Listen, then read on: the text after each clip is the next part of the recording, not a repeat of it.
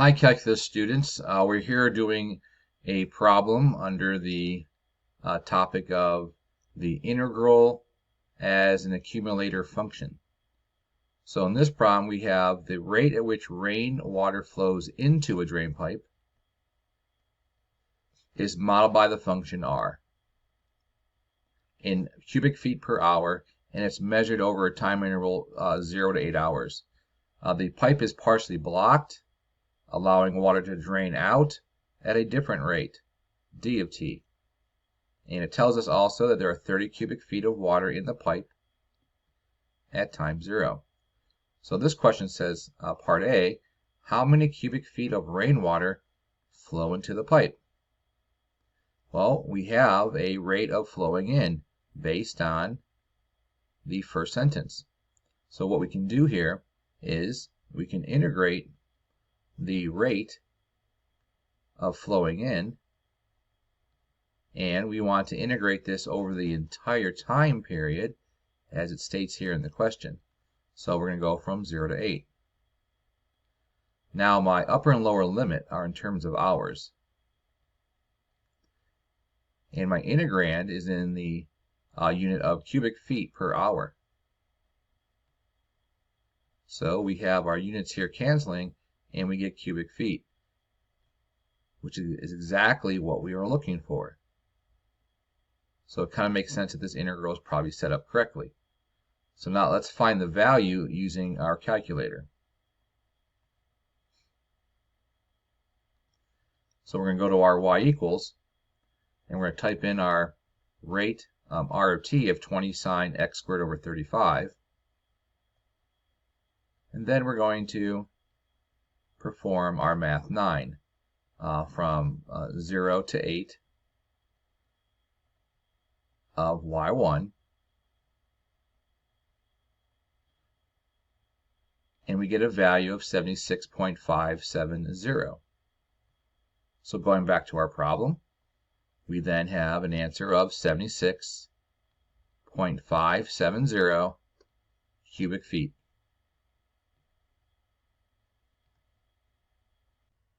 Okay, we have here part B, which says, is the amount of water in the pipe increasing or decreasing? And specifically at time 3. And then we have to make sure we give a reason. So we have a pipe,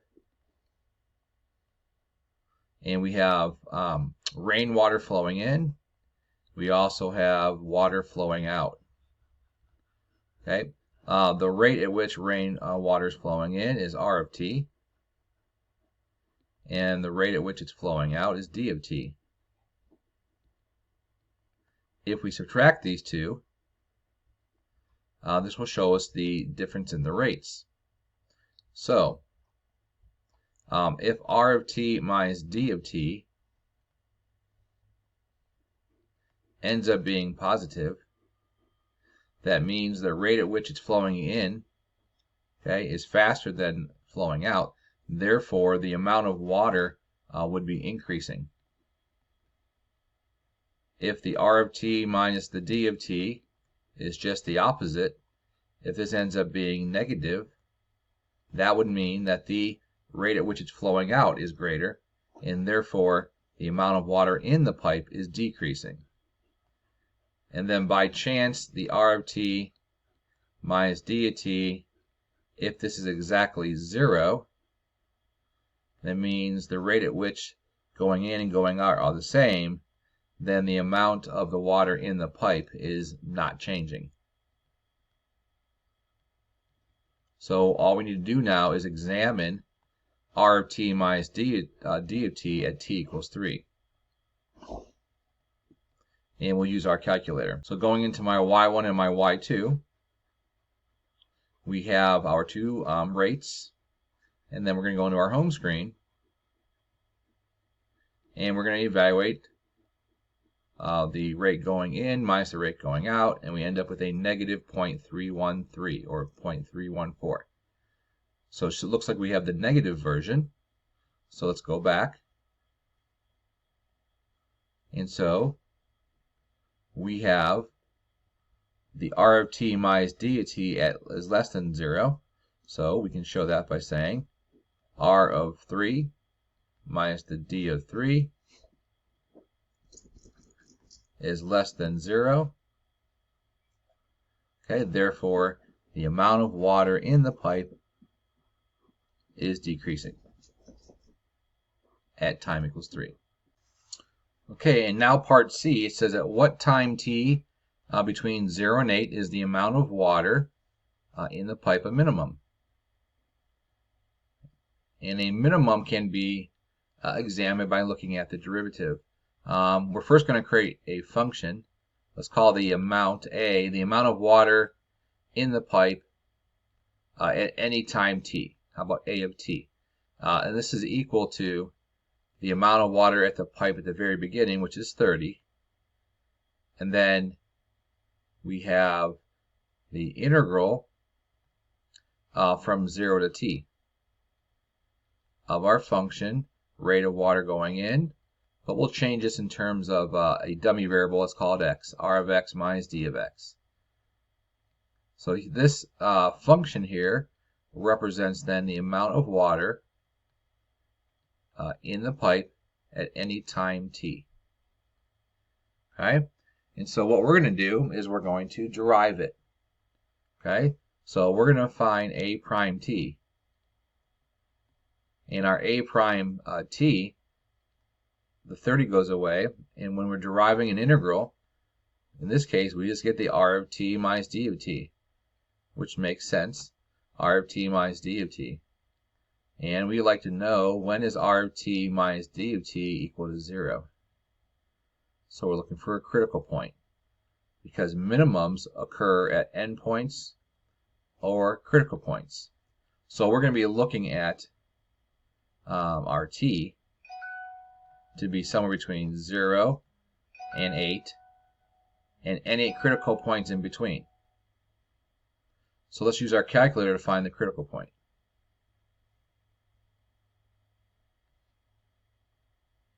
So going into my y equals, I have my two rates again in y1, y2, and in y4 I have y1 minus y2, and we want to find out when this has a 0. So we're going to graph it in the window 0 to 8, and it looks like 3 point something. So we're going to find the 0, and this is going to be my critical point. So let's say we choose between 1 maybe and 4, and we need to guess. Okay, and it looks like we have a value of 3.271654. So we're going to use that value then. Okay, and we're going to put that back in my chart, I guess. So we end up with a 3.271658, and that's my critical point. I guess up here we'll say RT minus DT equals 0 when T equals, right? And so this is my critical point that we're going to inspect at T equals my 3.271658. Now what we're going to do is we're simply going to evaluate my function that we first described here at these three values, and we're going to figure out what their value is, and we're going to pick out the smallest one. Okay, so we're going to go back to our calculator, and in my y equals, I have the integral from 30 plus 30 plus the integral from 0 to x of y1 minus y2. Right? So we're going to go into our home screen. We're going to go to our, let's just evaluate this, right, at different values of x. Okay? I'm going to do that right in a table. So I'm going to go second calc, and when I put 0 in, let's see what I get here. Oh, that's y4. That should be y3 up there. So let's go back and let's make sure that the y4 is turned off and the y3 is turned on. That makes more sense. Go to my table and we get 30. Okay. We can also do it at the x value that we found, and we get 27.965, and then finally at the other endpoint 8. So it looks like the minimum of the amount of water is a minimum at time 3.272 approximately, and that's my answer to the question. So going back, we have that this value here was our 27.965. Make sure we show the work, not just do it in the calculator and then talk about it. And this ends up being 48.543. And then we have the minimum occurring at the value of 3.27. So let's make sure we have at what time t is the question, right? So we should say our final answer is the minimum occurs at t equals 3.272. And finally, we have part D here. It says the pipe can hold 50 cubic feet of water before overflowing. For T that's greater than 8, water continues to flow into and out of the pipe at the given rates until the pipe begins to overflow. It says write, but do not solve an equation involving one or more of the integrals. Okay, so in the previous question, we had A of t as the amount of water at any time t. But it does say that it continues to flow in and out. So we're going to be able to say that we have 30 at the beginning, and that's at time 0.